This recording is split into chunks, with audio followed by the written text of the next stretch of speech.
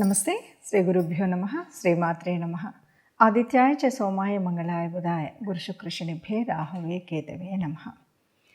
మరి ప్రతి మాసంలో చెప్పుకున్నట్టుగా ఫిబ్రవరి మాసం కాను గోచార రీత్యా ఎలాంటి ఫలితాలు ఉన్నాయి అన్నది చెప్పుకోవడానికి ముందుగా గోచారము అంటేనే గ్రహాల యొక్క గమనం. ఇందులో కొన్ని మందంగా చరించేవి, కొన్ని అతివేగంగా చరించేటువంటి గ్రహాలు ఉన్నప్పటికీ ఈ గ్రహాల గమనం మీద మన జన్మజాతకంలో ఉన్నటువంటి గ్రహాలు కాకుండా అప్పటికప్పుడు ఈ గ్రహ సంచారం వల్ల కలిగేటువంటి ఫలితాలు ఎలా ఉంటాయి, దీనివల్ల మనకు అంటే ఒక ఉద్యోగం కానీ, వ్యాపారం కానీ, లేదు సంతాన విషయంలో, వివాహ విషయంలో, అనుబంధం విషయంలో, సామాజిక విషయాల్లో ఎలా ఉంటుంది అన్నది, ఇవన్నీ ఎలా ఉంటాయి అంటే ఆ గ్రహాల యొక్క దృష్టిని బట్టి, ఆ గ్రహాల యొక్క యుతిని బట్టి, ఆ గ్రహాలు ఉండేటువంటి రాశిని బట్టి, ఇలాంటి పరిస్థితులను బట్టి మనకు వచ్చేటువంటి ఫలితాలు ఉంటాయని చెప్పచ్చు. ఇప్పుడు ఈ మాసంలో అంటే ఫిబ్రవరి 2024లో గ్రహ స్థితి ఎలా ఉంది, ఈ గోచార రీత్యా గ్రహాలు ఏవి ఎక్కడున్నాయి, ముందుగా గ్రహాలు ఎక్కడున్నాయి, ఎలా ఉన్నాయి అన్నది తెలుసుకుంటే కనుక, గ్రహాలు మీనంలో రాహు, మేషంలో గురువు, ఆ తదుపరి మనకు కనిపించేటువంటిది కేతువు మనకి కన్యలో కనిపిస్తే, తదుపరి మరి దాదాపు అన్నీ కూడా మకరంలో ఉన్నట్టుగా ఉంటాయి. రవి కానీ, కుజుడు అంటే తర్వాత తిథులు కొంచెం అటు ఇటుగా మారినప్పటికీ ముందుగా అన్నీ కూడా ఫిబ్రవరి మాసంలో చూడాలి అంటే అన్నీ మకర రాశిలో కనిపిస్తాయి. ఇక కుంభంలో శని. ఇలా ఉన్నటువంటి గ్రహ పరిస్థితుల్లో మరి ఎలాంటి గోచారం ఉంటుంది అంటే కొన్ని ఇక్కడ మనం ప్రత్యేకించి చెప్పవలసినటువంటివి ఏంటంటే, ఒకటి గురువు వక్ర త్యాగం చేస్తాడు, దానివల్ల కొంత మార్పు. ఇక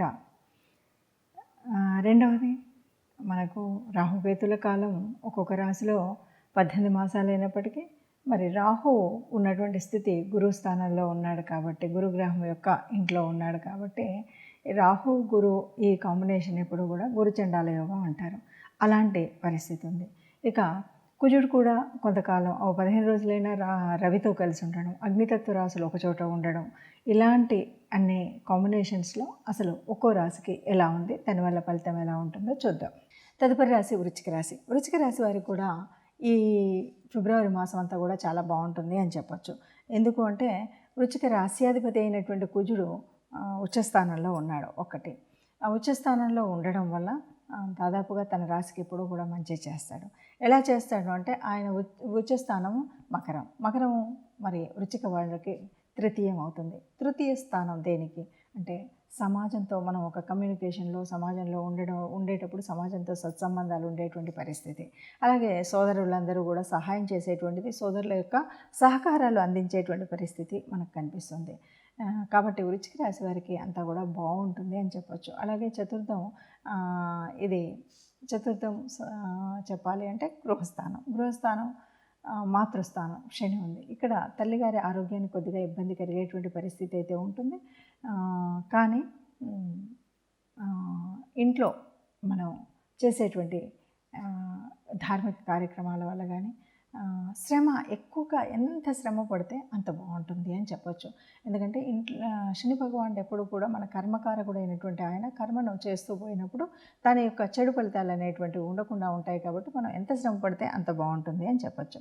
ఇక పంచమంలో రాహు ఉన్నాడు కాబట్టి సంతానం విషయంలో మాత్రం తగు జాగ్రత్తలు తీసుకోవాలి. ఏ రకమైనటువంటి అంటే ఇక్కడ ఒకటి మనము ఇది వేద విద్య, మంత్ర విద్య, వీటన్నిటికీ సంబంధించినటువంటి స్థానం పంచమ స్థానం. ఇక్కడ రాహు ఉన్నాడు. రాహు సంతాన స్థానం కూడా. సంతాన స్థానంలో రాహు ఉన్నప్పుడు ఎవరైనా సరే ఇప్పుడిప్పుడే గర్భిణీగా ఉన్నటువంటి వాళ్ళకు గర్భస్రావం అయ్యేటువంటి పరిస్థితి, అలాగే చిన్నపిల్లలకి అనారోగ్యం కలిగేటువంటి పరిస్థితి, సంతానం వల్ల ఒక రకమైనటువంటి అసంతృప్తి మనకు కలిగేటువంటి స్థితి మనకు కనిపిస్తూ ఉంది. కాబట్టి ఈ విషయంలో తగు జాగ్రత్తగా ఉండాలి. తప్పనిసరిగా సుబ్రహ్మణ్య స్వామి ఆరాధన, అట్లాగే మనం నవగ్రహ మండపానికి వెళ్ళినప్పుడు రాహుకేతువుల పూజా విధానం చేసినట్టయితే, రాహుకేతులకు దీపారాధన చేసినట్టయితే కొంత ఇబ్బంది నుండి తప్పించుకునే వాళ్ళం అవుతాం. ఎక్కడైనా సరే ఉలువలు ఇలాంటివన్నీ దానం చేయడం, మినుములు దానం చేసినట్టయితే కొంత మనకు ఈ సంతానానికి వచ్చేటువంటి నష్టం రాకుండా ఉంటుంది. అంతేకాదు మనకి ఇంకా వృశ్చికము అంటే ఏదైతే 11వ భావంలో కేతువు కూడా ఉంది. అంటే ఆకస్మికంగా రావాల్సినటువంటి ధనలాభం ఏదైనా వస్తుందా అంటే ఏమీ రాదు. ఏమైనా వస్తే మనకున్నటువంటి వైరాగ్యం మాత్రమే పెరుగుతుంది తప్ప ఇంకా వేరే రకమైనటువంటి లాభాలు అనేటువంటివి ఈ రాశి వారికి మనం అయితే ఎక్కువగా ఏమీ చెప్పలేము. మొత్తంగా చెప్పాలంటే వృశ్చిక రాశికి ముందున్నటువంటి కాలం కంటే ఇప్పుడు నడుస్తున్నటువంటి కాలం మంచి కాలంగా చెప్పొచ్చు. అనుకున్న ఆలోచనలు ముందుకు పెట్టుకోవచ్చు, అనుకున్న పని చేయగలుగుతాం.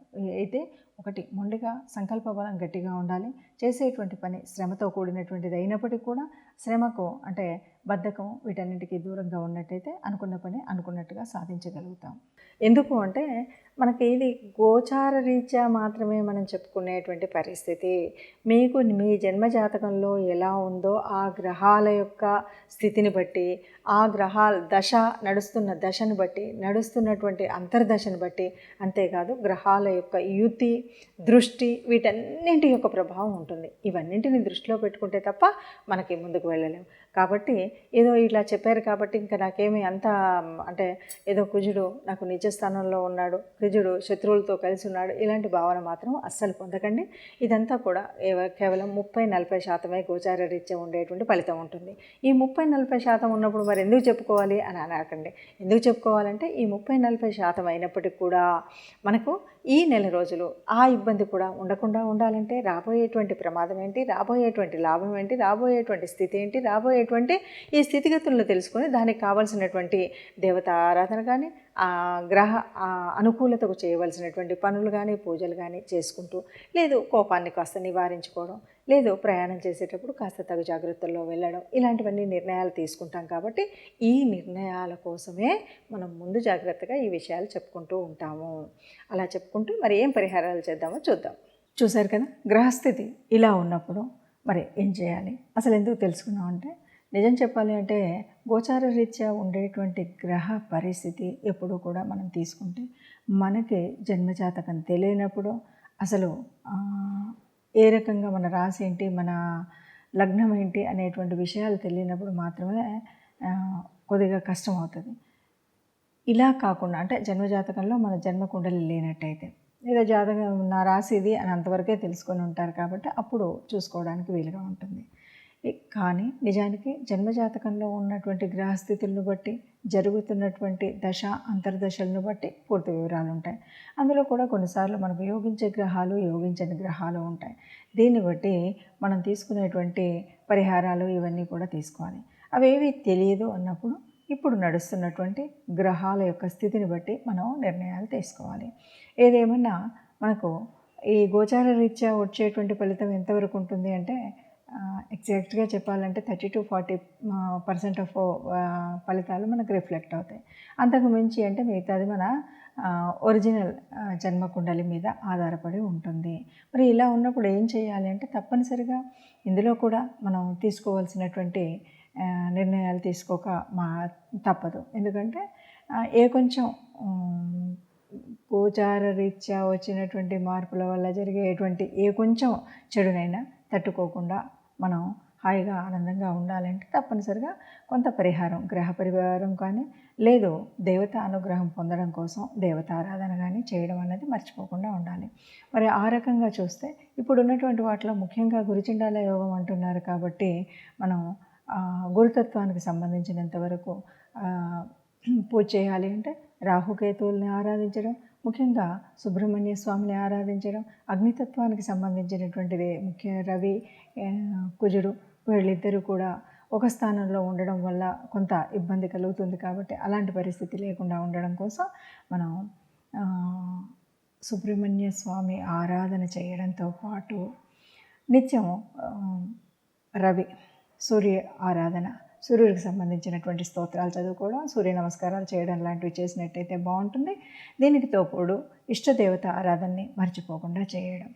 ఇది మనకు దాదాపుగా ఏ కష్టం కూడా లేకుండా కష్టాలను నివారించేటువంటి స్థితి మనకు కనిపిస్తుంది. అందరూ సుఖంగా ఉండాలని, అందరూ సంతోషంగా ఉండాలని, ఆ సుఖ సంతోషాలతో ఉన్న వారందరిలో మనము ఉండాలని ప్రార్థిస్తూ సర్వేజన సుఖినో భవంతు. నమస్తే.